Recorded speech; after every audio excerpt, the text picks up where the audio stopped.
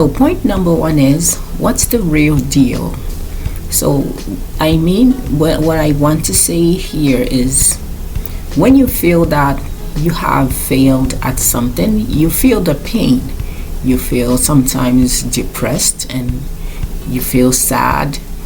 But what is that about? Because something that I've seen and heard from many people is, professional counseling and counselors and psychiatrists and psychologists, is that when you feel that kind of emotions, it's usually because it's usually related to something else.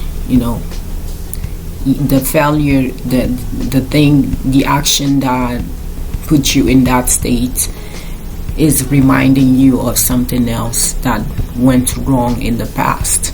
And so what is that thing? What is actually behind?